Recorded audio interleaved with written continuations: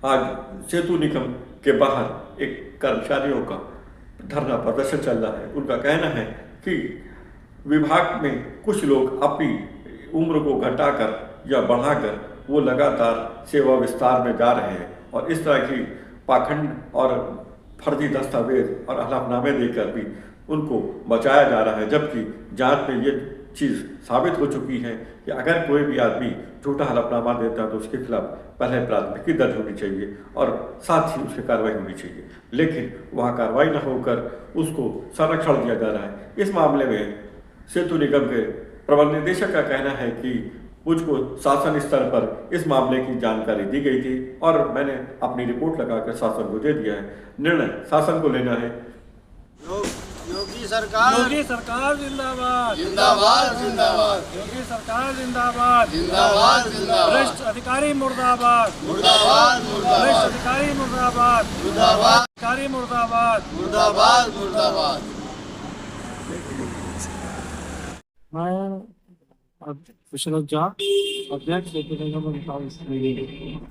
आप किस चीज का यहाँ पे धरना दे रहे हैं और किन मांगों को लेकर आपने ज्ञापन दिया है और किन चीजों को अभी तक सर निगम ने नहीं सुना है?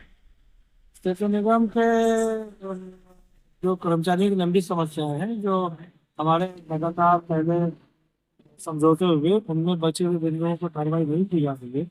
इससे मुख्य रूप से ग्रुप बी के कर्मचारियों को 2001 तक के शासन का आदेश है नियमित काम करने का, उनको नहीं किया जा रहा है। कोई 25-30 साल से ग्रुप बी में कर्मचारी कार्यरत हैं, 2001 के बाद के हैं, उनको भी मेडिकल की सुविधा नहीं मिल रही है और उनको रिटायरमेंट होने पर इंक्रीजमेंट का भुगतान नहीं किए जाते हैं। एक तो मुख्य समस्या ये है। दूसरे ये है कि हमारे ईपीएफओ जनवरी में भेजा गया है, ईपीएफओ हमारे यहाँ का ट्रस्ट सीपीएफ, उसमें जो लोग 1 साल हो गया उनको अंतिम भुगतान कोई प्राप्त नहीं हो रहा, उसमें कार्रवाई नहीं हो रही पारी ठीक तरीके से। तीसरी बात यह कि उन बिंदुओं में एक बिंदु बचा हुआ था कि एक शैलेंद्र सिंह खलासी गोरखपुर में कार्यरत था, जिसको 28 फरवरी 2024 को रिटायर कागजों के हिसाब से हो जाना चाहिए, क्योंकि जो एमडी की 2005 की सीनियरिटी लिस्ट है और उसका खुद स्वयं के द्वारा भरा गया मास्टर कार्ड है। दोबारा उसने 12 में सर्विस बुक बनवाई जिसमें लिखा कि मास्टर कार्ड के हिसाब से मेरी सेवा पुस्तिका बना दी जाए। उसमें फरवरी 64 ही लिखी हुई है, 7 फरवरी 64 तक थी। उसके बाद सर्विस बनी, उसको काट करके अपने हाथ से और उसने 9/11/65 कर ली है। उसके हिसाब से 2 साल अधिक सेवाएं कर रहा है।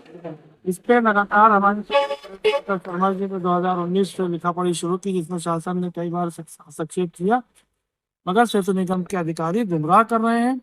हमने नवंबर 2024 में दिया, लिखित किया, फिर मई 25 में दिया, हमने तब धरना देने की कोशिश, मगर जब नहीं हुआ तो मुझे आखिर में ये बैठना पड़ा कि 2 साल एक्स्ट्रा नौकरी कराई जा रही है। और इसी तरीके के केस शिला थापा जी का था 2011 में, जो अपनी मतलब उनको उनकी कोई कंप्लेंट नहीं हुई थी और 4 महीने एक्स्ट्रा सर्विस कर गए थे, तो उसके बाद एमडी साहब ने ऑर्डर किया, कृष्ण कुमार साहब ने, कि इनका जो 5 महीने में एक्स्ट्रा सेवा की उसकी सारी डेटों से भुगतान की रिकवरी कराई गई।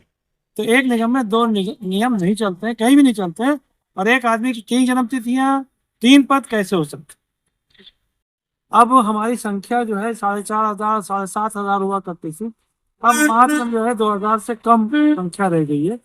इसलिए जो रिश्ते आदेश है उसके हिसाब से सब घाटे पर नहीं है, मगर दिक्कत ये आ रही कि हमारे दक्ष कर्मचारी, दक्ष अभियंता, दक्ष सब जो है वो सब रिटायर होकर चले जा रहे हैं। ये परेशानी आ रही है और भर्तियां हो नहीं रही हैं।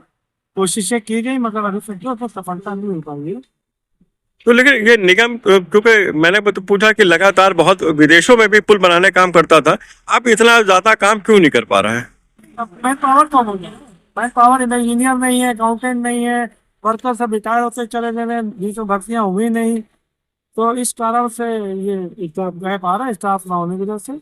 और इससे तो इराक और ईरान और इराक में, यमन में और नेपाल में और हिंदुस्तान के हर कोने पर काम किया है और बहुत अच्छा काम किया है। अब सरकार चाहे तो आगे बढ़ा सकती है, तो आराम से, कोई परेशानी बात नहीं।